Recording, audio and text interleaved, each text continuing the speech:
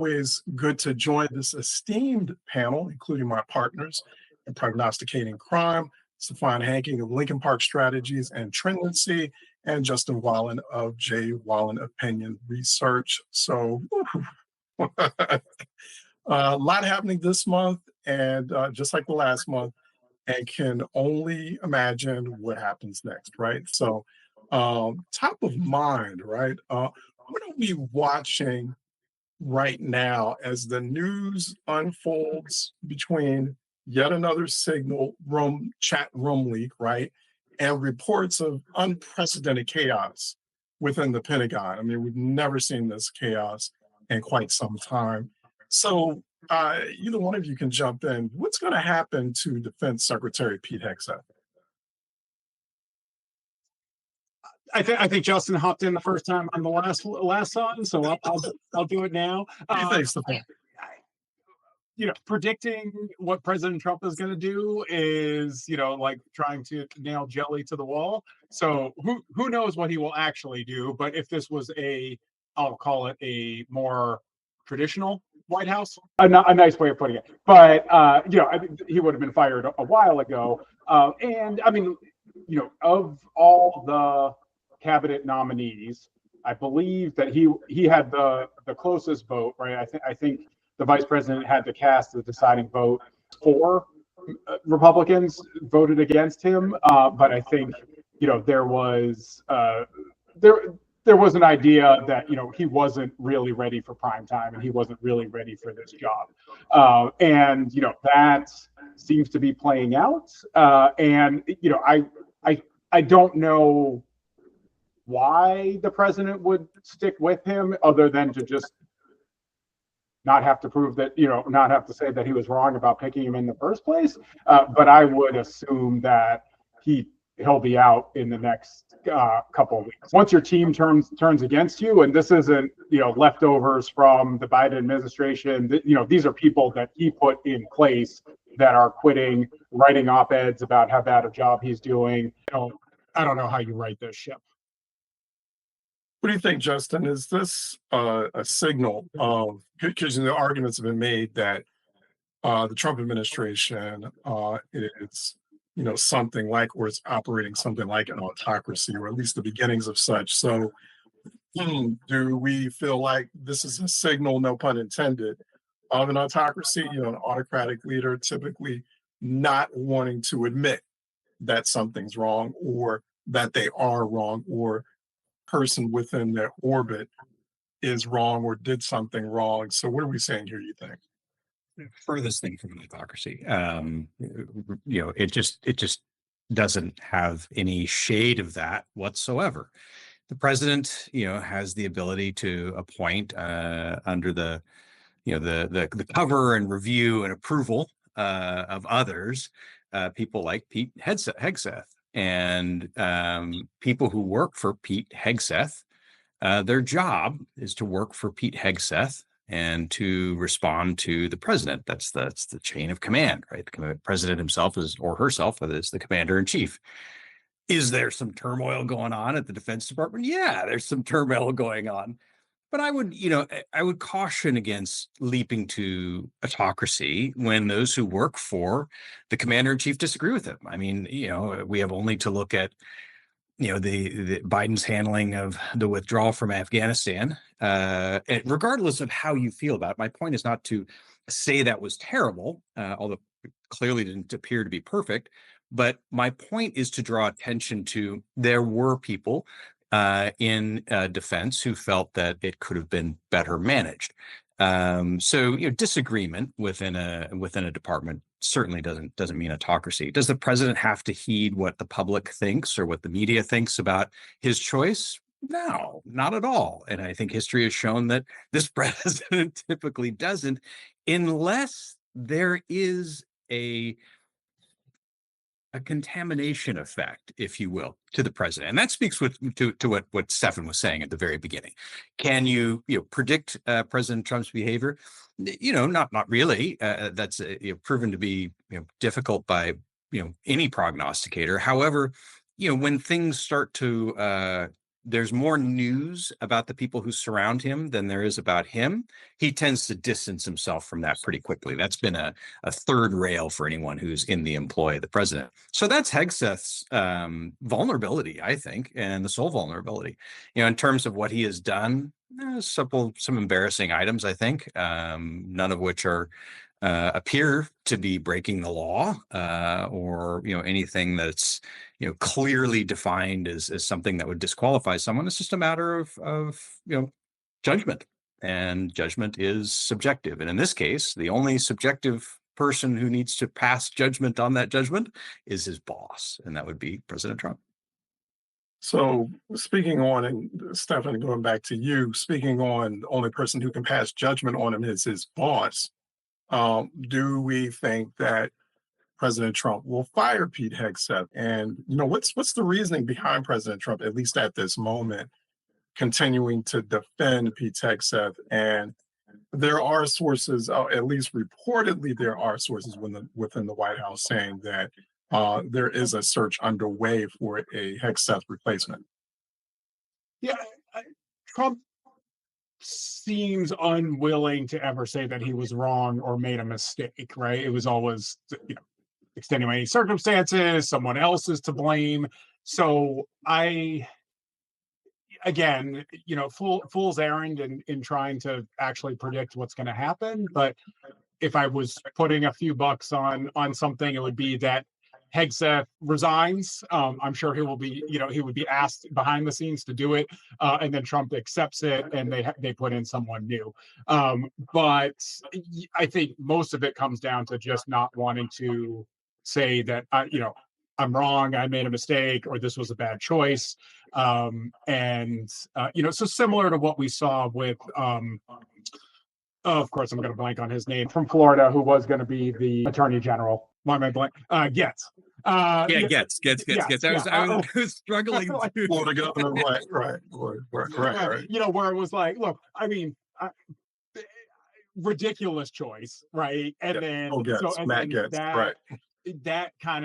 Then Trump didn't have to say that was a mistake, right? It was like, oh, he did this thing and he's stepping down, not my problem.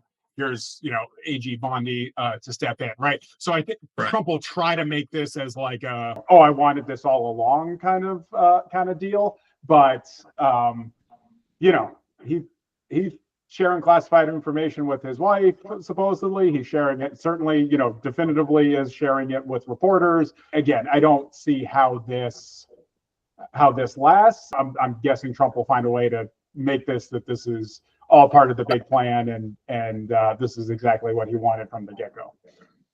But the thing is that Signal is a technology that's been used for quite some time, even prior to the Trump administration entering into the picture. So, on some levels, you have to ask, like, what's unprecedented about this? What's unusual about this? I mean, in the Biden administration, they were using Signal technology, and so, what? Go ahead, Justin.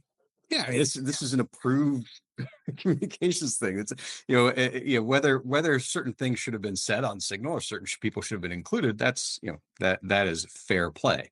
But are we using Signal, and is this horrible?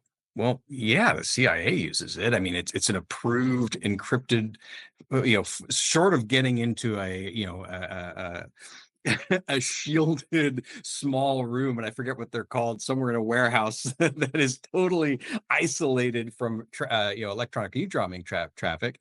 What it's called, a Scrint or something along those lines. That's what you use. So there is a story there, and the press would do well to kind of do a little research on their end and figure out what the story is. And there is something there. I mean, there's a question of judgment and a question of housekeeping in terms of who you have on a thread. There is also a question of tiers of confidentiality, of classified information, and those in the intelligence community are far better suited than I to discuss it. But I've had those discussions with them, and most of what they say is this is an embarrassment, but no meaningful information was shared. Not my judgment.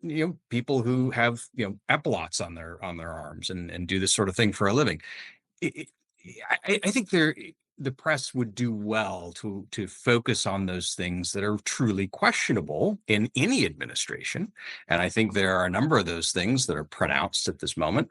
This is, whether he ends up staying or leaving is almost immaterial. Someone else who Trump picks will take his place, and the press will be equally unhappy with that person. And presumably, who knows? Maybe that person will make flubs too. Maybe they won't. But it's a lot of attention for something when there's a lot of other items that I would argue are perhaps more pressing and more serious matters of concern. So moving on, the next topic is the Pope. And day after Easter Resurrection Day, Pope transitions, and now the search proceeds for a new pontiff. So, any thoughts on what that search might look like? Any perspective on who the next pope will be, and how does this impact Catholics worldwide, Catholics here in the United States? I mean, Stefan. yeah, I mean, it seemed from, and I am by no means a papal scholar or a full expert of every single cardinal heading towards the Vatican right now, but in reporting that's out there, there generally seems to be a consensus that there's not a clear front runner, right? That there's not like, oh, this is the most likely person. I mean, there are 6 to maybe 10 that are in the running, similar to, I would argue, sort of our society, at least in the United States, but in a lot of countries. There are folks who are looking to move the church in one direction, others who want to move the church in the same direction slash, I'm sure I'll take flack for saying backwards, but so there's more there's the traditionalists, and then there's the, hey, we need to sort of move the church a little bit forward with the times. And that's, I'm way oversimplifying it, but I think the bigger division, right? And so it'll be interesting to see what happens. Now, I think Pope Francis had, don't 100% hold me to this, but I think it's something like 70% of the cardinals were appointed by him over the years. So sort of a big jump back or snap back to a very conservative view of where the church should go feels less likely, but it probably won't be we're going to go even sort of further to change. So if I had to guess, it's going to be someone who's a little bit in the middle. And I think the interesting thing will be, is it going to be a cardinal who is from outside of Europe? And I know there's one cardinal from, and I'm not going to remember names, so I'm not even going to try. One cardinal from Africa who's sort of in the mix of a potential. There's one who's sort of considered to be very similar to Pope Francis, who's from the Philippines. And then I believe the rest are more like Italy. I think there's one from Sweden. It's a more European centered. I don't believe there's anyone considered truly in the mix from North America, but you never know what's going to happen.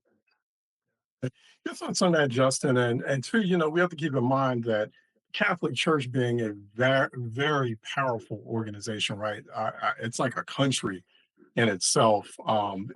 It's its own government and the way it operates. I didn't grow up Catholic. My wife's Catholic, but I went to an Easter vigil recently, and I thought about that observation. Politically, where does this leave the Vatican in the world? It's a great question. I think Stefan did a terrific job of illustrating the kind of potential likelihood given cardinals who have been appointed and the division, if you'll call it that. I don't know if it's quite the right term, but the two directions that we can go.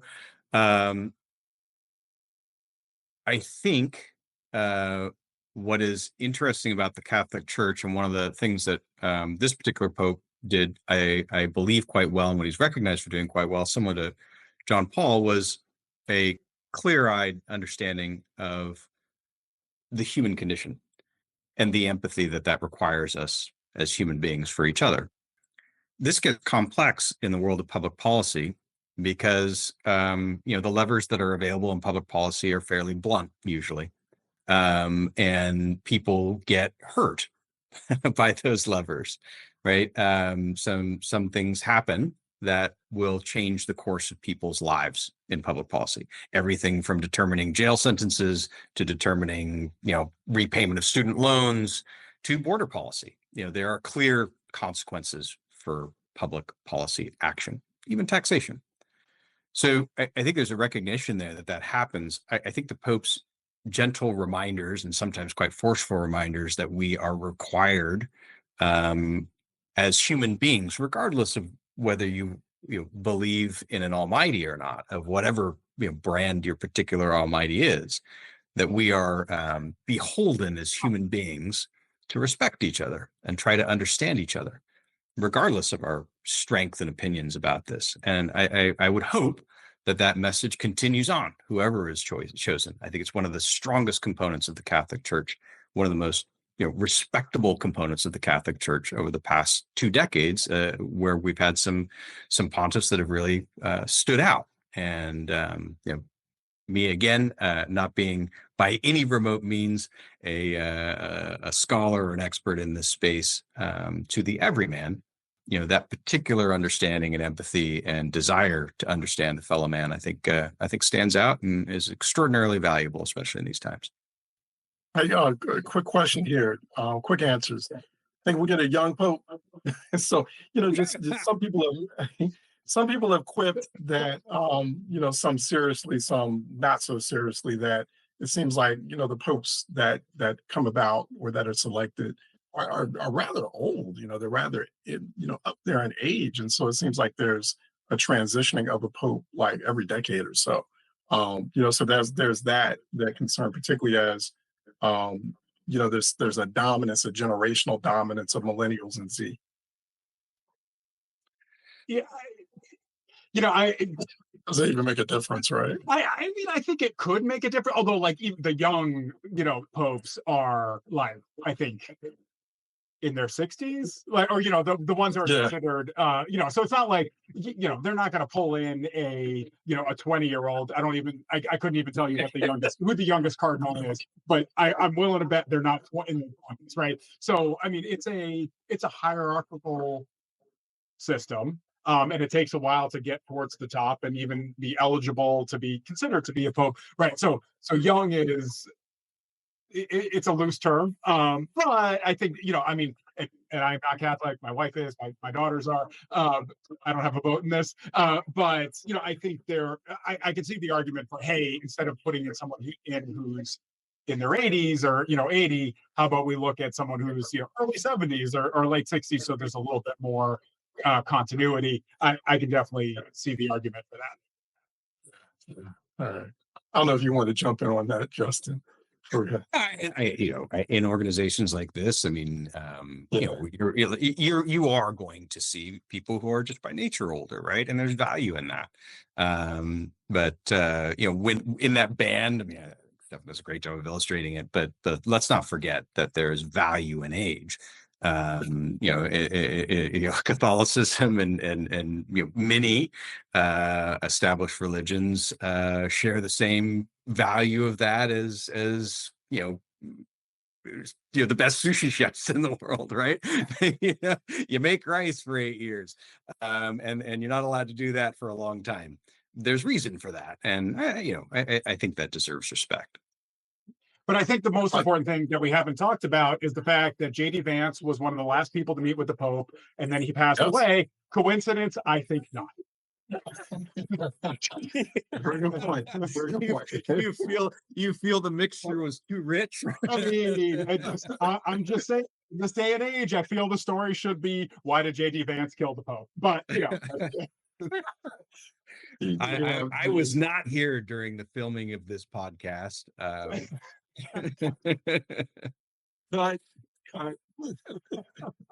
right, so definitely got to move on to the next issue. Tariffs, right? Number of jobless claims is rising.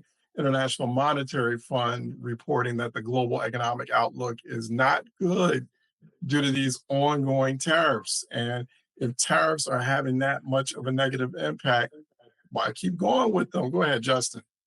Yeah, we've talked about this a few times in terms of the importance of speed with the president's Yeah. economic agenda.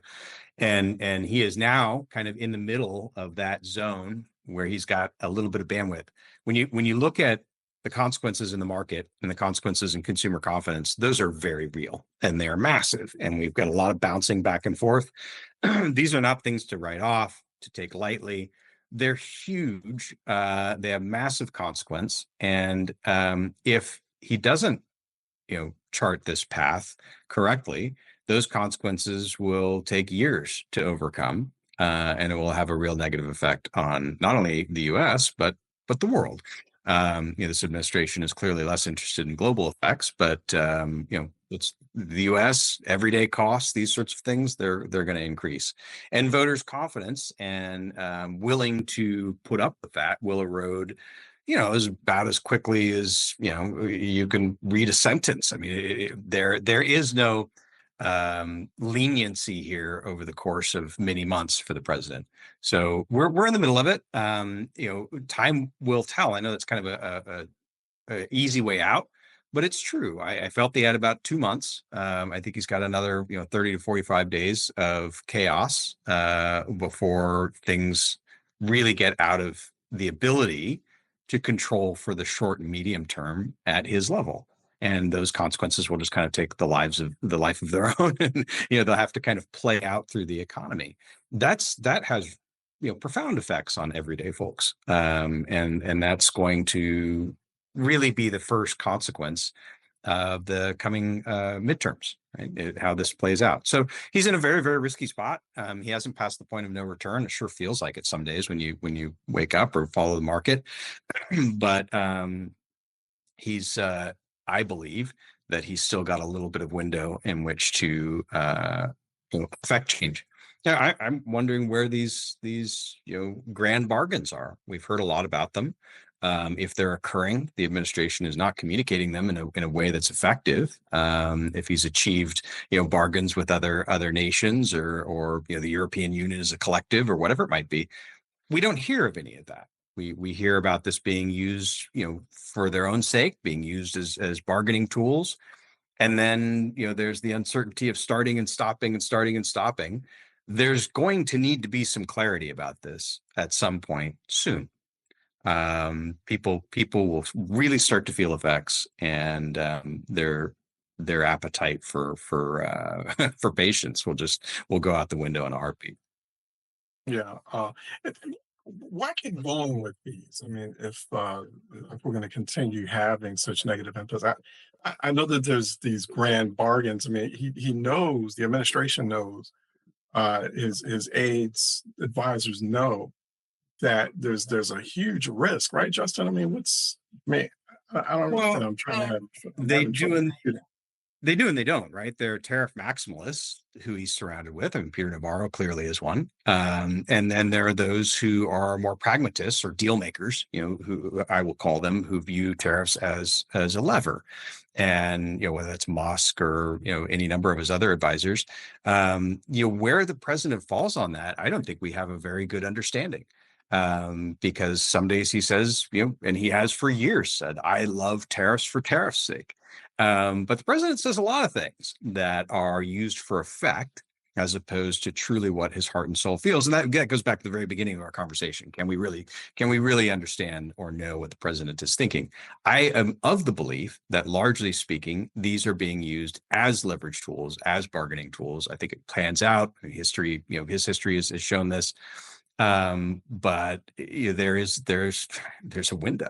You have to conclude those deals relatively quickly in order for the economy to recover. It is up to them to prove their argument, right? Their argument is that the benefits, both short, medium, and long term, of these deals will outpace the short and medium uncertainty that has fallen upon the market. That they own that entirely. In every last bit, lock, stock, and barrel, that belongs to President Trump.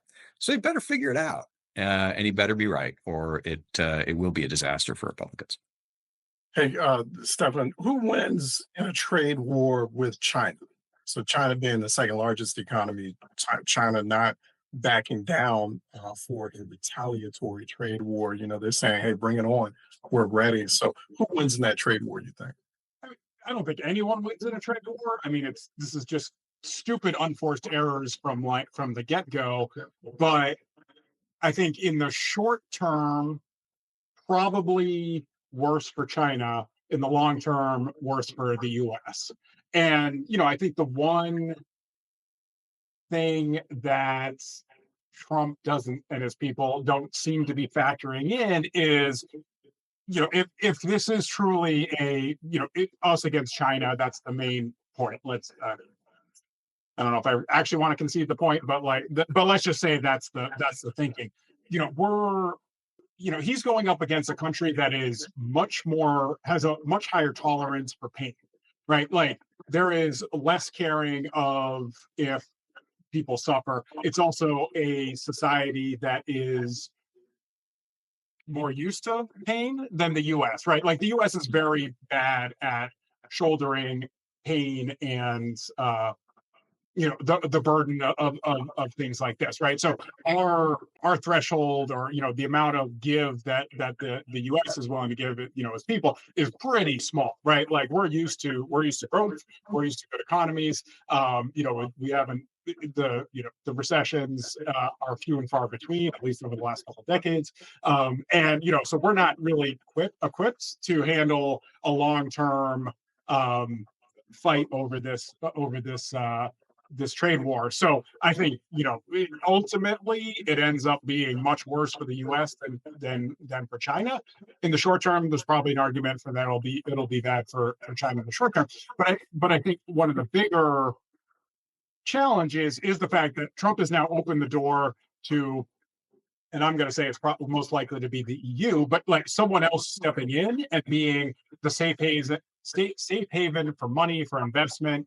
And if companies are looking for building a new factory, investing in a workforce, right? Are you going to pick the US right now, where who knows what's going to happen, or are you feeling like the EU is a little bit of a safer bet, right? And that's not going to happen tomorrow, but if the EU moves in and starts trying to fill this void that Trump's creating, of this is where the smart money goes. This isn't going to just be a short-term challenge. This is going to be a long-term challenge, and everything from our ability to fund our debt, investment, where the scientists are going, where the smartest students are going, could start shifting very quickly, and ultimately, put the U.S. in the back seat for decades to come. And any truth to, just reports that, Congress is mulling this a little bit more deeply, that they should be taking a role in making decisions about tariffs, just by law. They're the ones who should have instigated the tariffs. There's some Republicans, or a few Republicans out there, both the House and the Senate, who are having second thoughts about this tariff regime, and the hint of trade war, the threat of trade war. So, any thoughts about that? Have we heard any more about that, Justin? Well, I can't share any inside thoughts on that, but gosh, what a great result for our nation, for Congress to say, "Hey, this is our responsibility, and we're going to adopt it." When was the last time that Congress declared war? Right? When was it? I mean, it's been 80 years. Wow. Can't even remember. Right. Yeah, and we've had a couple of pretty serious fights with American blood on the ground, and boys and girls not coming home.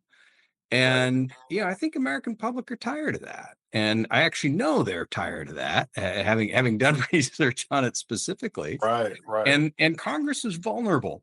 So I know this is a little bit of a dogleg from what you had asked, but if Congress is waking up to there's more vulnerability in not adopting your responsibility and owning it and acting on it, versus just kind of allowing presidential decree of some form or another to guide most of these things, and then avoiding that potential pain at the ballot box, I think ultimately this could be a good thing for America, and could certainly be a good thing for Congress. Whether they're willing to do that, and try and assume that responsibility back, there hasn't been a whole lot of vocal voices out there making the argument that they're willing to adopt responsibility of any meaningful form outside what has been a reasonably effective move forward of this kind of budget thing, which is still continuing on. But I think from an America standpoint, I think that's a very good discussion to have. I hope that they have it seriously, and I hope they adopt some degree of responsibility over it. Yeah, and I think just to take over the conversation Stephen. or the question, but what Justin just said, right? I mean, this is where I was like, I mean, there's a lot I don't understand, but the fact that they haven't gotten his big beautiful bill through Congress yet, and he's doing all this stuff with the tariffs and all this uncertainty and all that kind of stuff, it doesn't remotely feel like Trump is maximizing the chances of getting his bill through the House and the Senate. So I think strategically it would have been much better to like just get me this bill, get that through, and then he could have started mucking around with the tariff stuff. Feels like a more high propensity shot to me. But right now it's like I feel like all the turmoil, the markets, all this. I think it's making it way more difficult for those bills to get through the House and the Senate, given the current landscape. But yeah, could be proven wrong on that. Well, I think you speak directly to probably what is the biggest vulnerability of the Trump presidency, and it always has been, and that is that they do not have a tolerance for patience. They're extremely short-witted, and if things don't move quickly, they move their attention elsewhere. So the opposition to Trump, in whatever form it takes, seems to be more effective not by vocally sounding the alarm that the world's coming to an end, but by biding your time. And if that's the case, Trump presidency is deeply vulnerable. And you know what?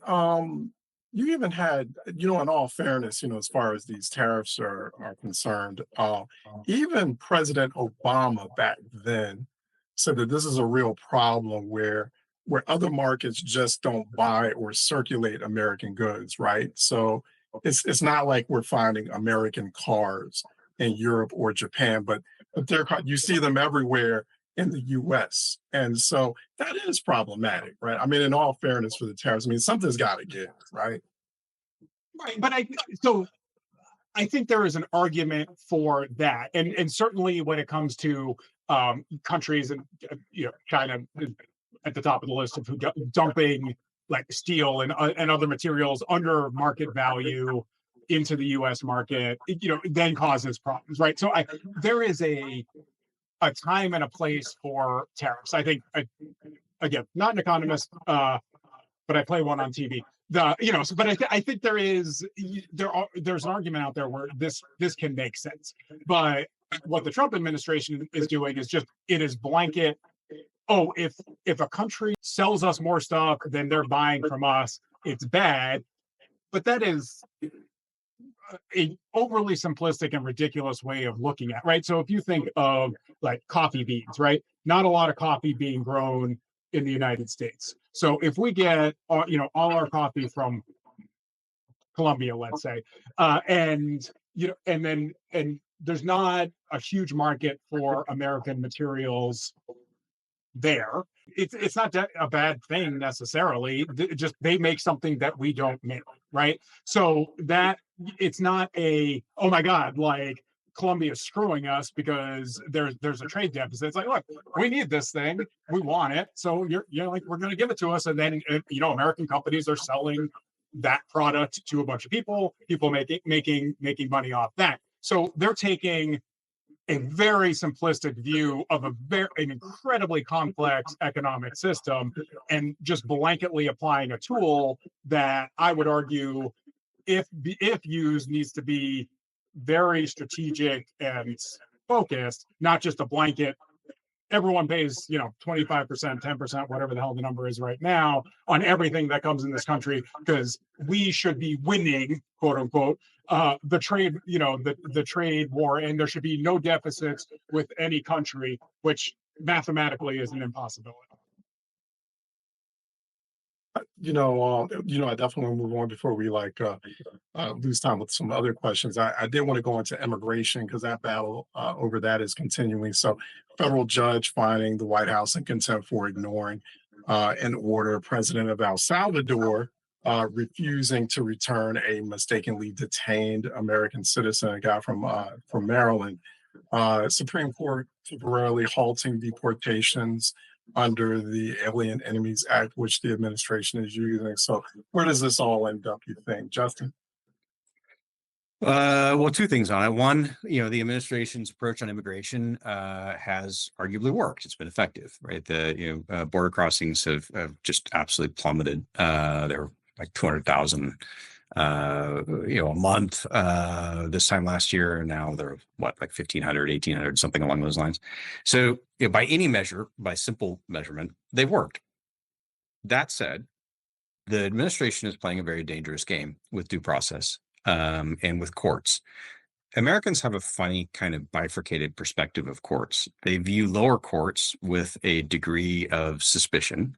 Because good or ill, the story that lower courts are more politically oriented has permeated, kind of broad American voter viewpoint. And this is not wildly complex stuff. It's just like in general, that's not quite where they are.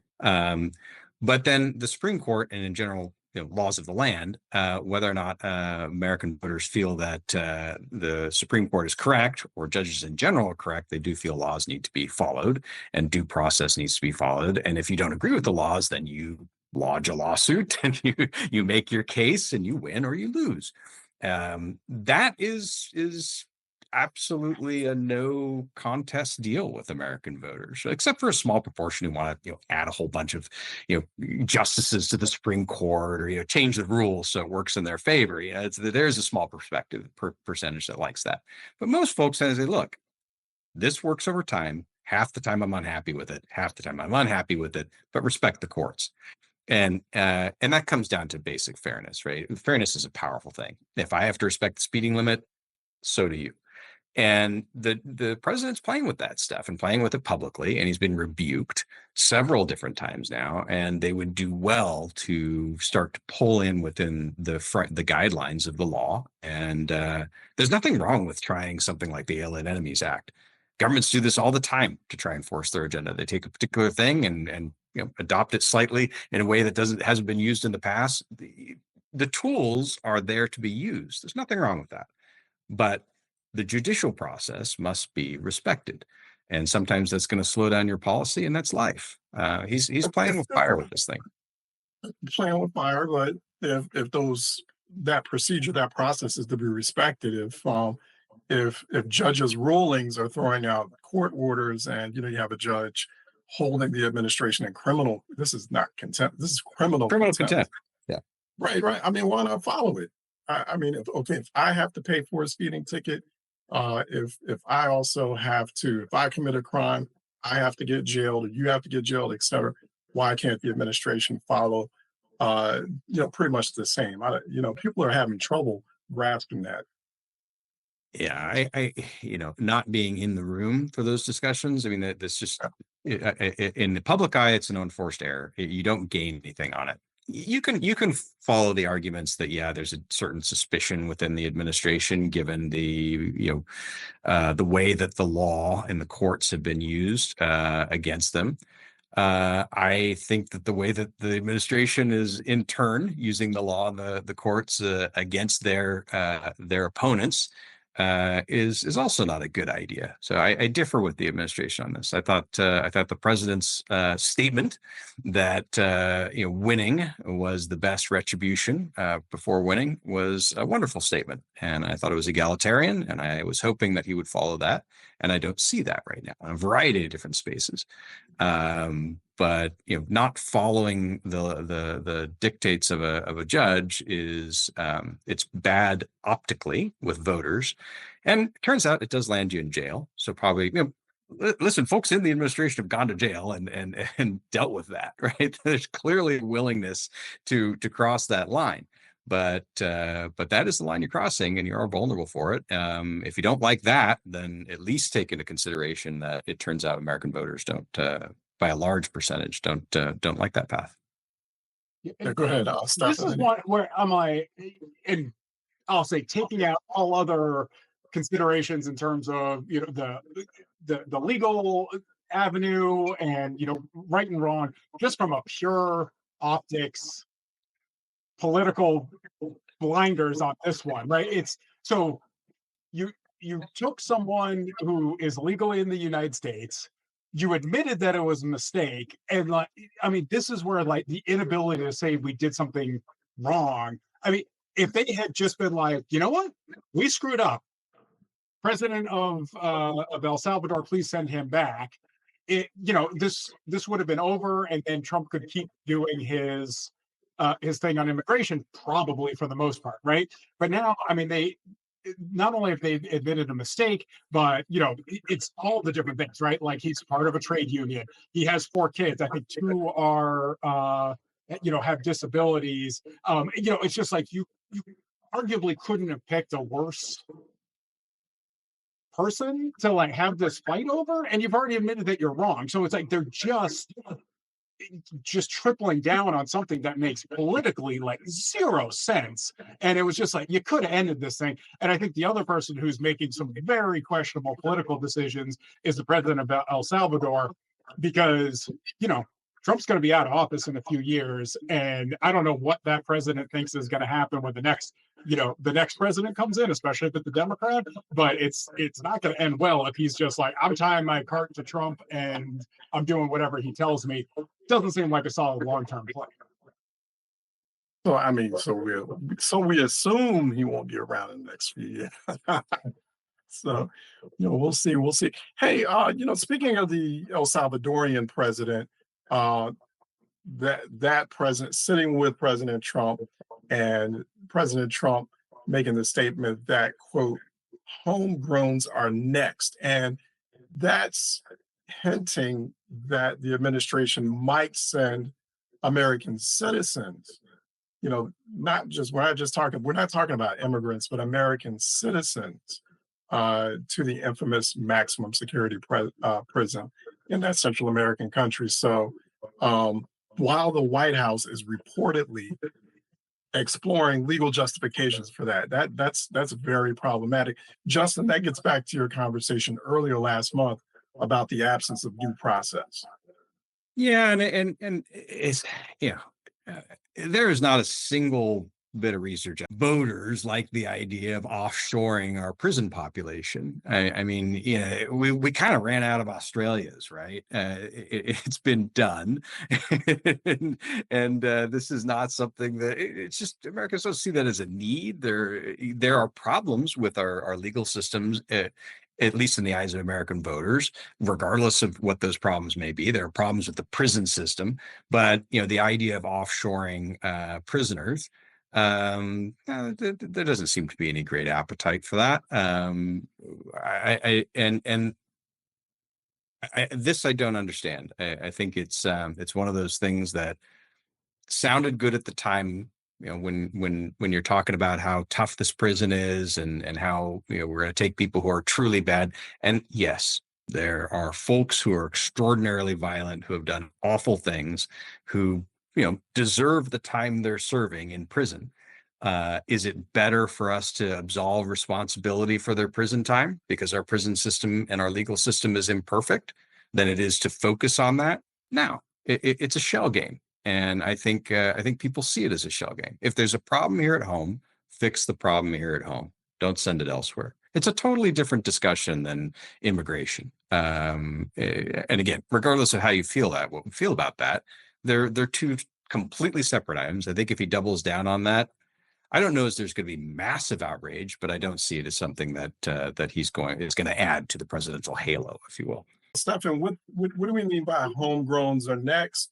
I think this is an Atlantic article. The name of the author escapes me, but I was reading recently where it's basically claiming that the Trump administration is basically opening up a legal trapdoor of sorts that could turn into something really ugly. Like, okay, it won't just start with criminals, you know, dissidents, detractors, you know, people protesting against the administration. Something really dystopic here. I mean, you know, just suddenly it just opened up the imagination. Should we be worried? Yes, to a point, right? I mean, so there's always the like, what's bluster and what is real, right? So if you're going to take Trump at his word, then yes, we should be very concerned. Similar to my previous answer, this is just a yet another political faux pas that makes zero sense, right? This is an unforced error where you're already getting former or or even maybe or current supporters questioning the sending some of these folks down to El Salvador. Now you're talking about taking U.S. citizens and doing it, and it's just the second Americans can start seeing themselves as the person who could be sent, you're just getting yourself in a world of hurt.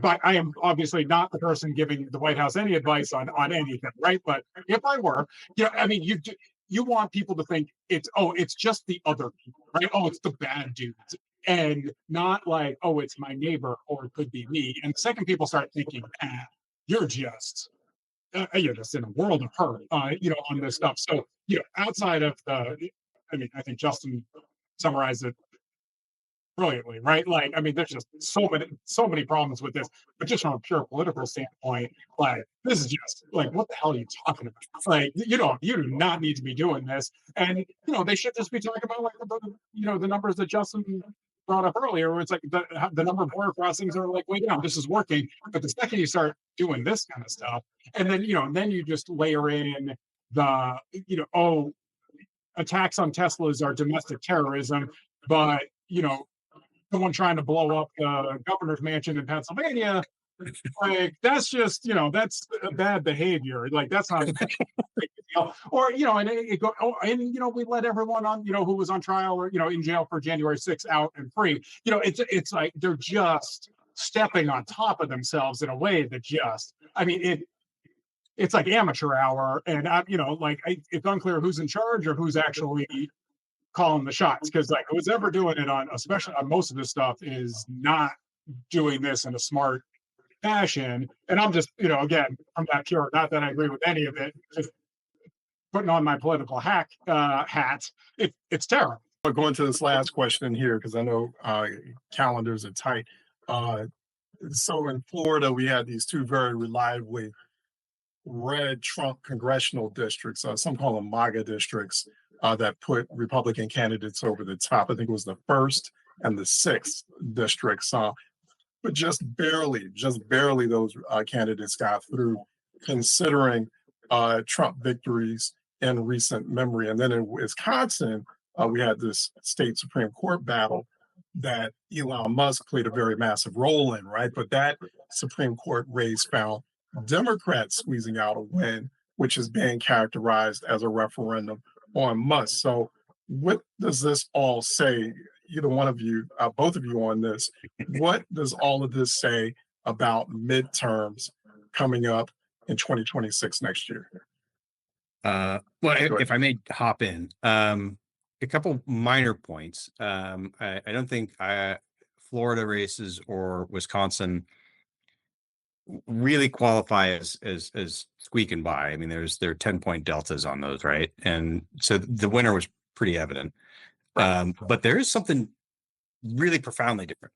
The Wisconsin Supreme Court race, I think, was almost exactly the same proportions as the last contested race, in terms of who was, and it's not partisan, but it's described as being partisan, right? So, the last progressive Supreme Court justice won by, I think, the same percentage over the last Republican. So there's a whole lot of consistency there. A tremendous amount of money was spent, but a lot of consistency there in terms of how that population votes and thinks.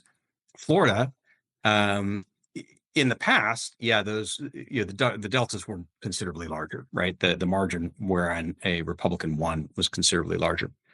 However, it's hardly a position of weakness that you have that delta. It is uncertainty. And Stefan probably knows better than I what the turnout looked like and how that may have shifted. But when you have a shrinking of a delta, that's a problem. I wonder personally, just from a political standpoint,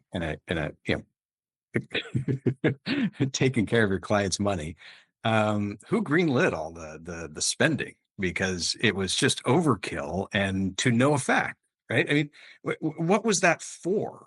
I mean, I know it's a drop in the bucket to Musk, and again, Musk gets all the news on this stuff. It's not like Soros stopped spending in these races. He's always throwing millions at these things, and he was involved in those too, as are other Democratic billionaires. But I mean, But Soros is Musk, not controlling the American government at this point, at this well, I stage. think Or having by any argument, Musk is hardly controlling the American government either. I mean, he's playing a role in expenditure, but he's hardly controlling the American government.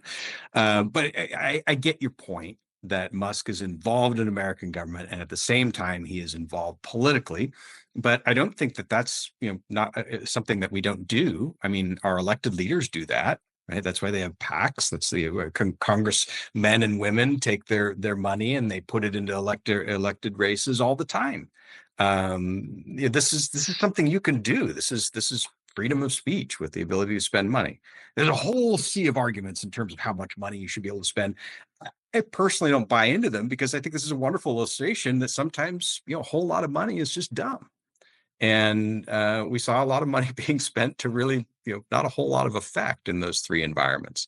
So it leaves me begging the question, why? Who greenlit that the whole way to the end of the race? I mean, I get it. It's good money. But in terms of, being a careful steward of your client's cash, it begs the question. And I got to go back real quick, and Stefan, I do want you to join in on this, but you're absolutely right, Justin.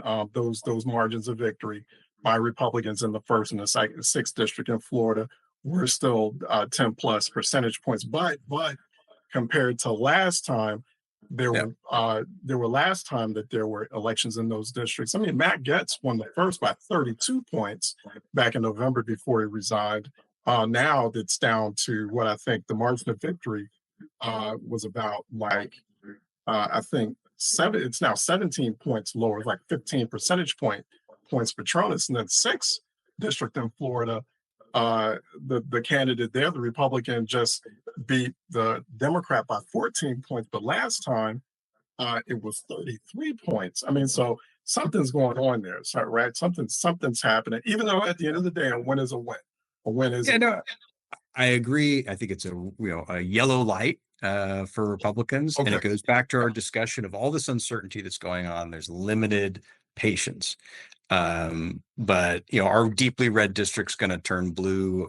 I don't think we're there yet. But if things go very wrongly, I think it's quite possible that you could have a district that has a 30-point delta. I mean, if suddenly people's costs of living creeps up another 50%. Yeah, that's the sort of thing that flips red districts blue. Yeah. Okay, Stefan, your thoughts on this? I mean, should Democrats be excited here and say, wow, we had this Wisconsin State Supreme Court win. Wow, we're narrowing margins of victory in reliably red districts in Florida. Yes, although I think this fits the normal pattern, right? Where it's, hey, one party does really well in a presidential year, the next, the off year, tends to work much better for the other party, right? So that's the expectation historically. So there's nothing in here that says, oh, this is definitively different, right? So now, okay, if we had won either the first or the sixth, then you could be like, well, like a 30-point swing is massive. Like obviously a 15-point swing is big, but once a party loses, then those voters tend to be more engaged. The next go around, they're angry, they're more motivated. So this is sort of to be expected. Now, where it's interesting is, if a 15-point swing is real, big if on that one, right? Now, then it's not about winning Florida 1 or Florida 6. It's how many districts are Republicans in that won by less than 10 points the last go around, right? And then that becomes more competitive for Democrats. I mean, it's not going to be, I doubt. I mean, if it's a 15-point swing, that Democrats will not only win the House, they'll have a massive majority. So I don't exactly think that's going to happen. But then, I mean, my anger tends to be towards Democrats of like, I think we spent something like $7 or $8 million on those 2 congressional seats in total to freaking lose by 10, 15 points, which great. We got a better L, but it's like, I mean, we could have probably gotten those results for $1 million in each and put the other money to something like actually valuable. So it's like the Democratic apparatus and our ability to spend stupid money in races that we should not be spending that level of money is just infuriating. And there's like so much better investment that we could have been making. I mean, I'll give a slight pass on Wisconsin just because there was so much attention and Musk putting in his money and all this kind of stuff. Like, fine, I think both sides spent, to Justin's point, like way too much money to get a similar result to what we saw in the last one. But the Florida, that's fully on the Democrats of like just going after some shiny object that was like unlikely to ever happen, and we just pissed away probably $5 million. And you know what $5 million could do on like the state legislative level, and how many state houses we could potentially defend or win back. And it's mind-boggling. But that's my own little soapbox rant. Oh, but it's true. These things happen, right? And as a professional, it's hard to look at it and think that was a series of poor decisions. Yeah. So of course we got so much to talk about. I know we have to let you guys go. We've been talking with as we wrap up this episode of what happens next. Just want to just give a shout out real quick to our panelists once again.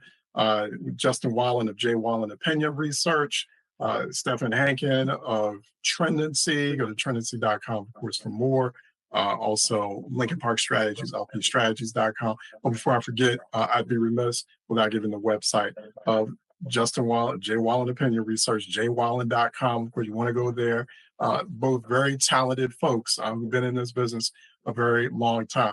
I'm just the host, Charles Ellison. Just happy to be here. Honored always to be here with Justin and Stephan.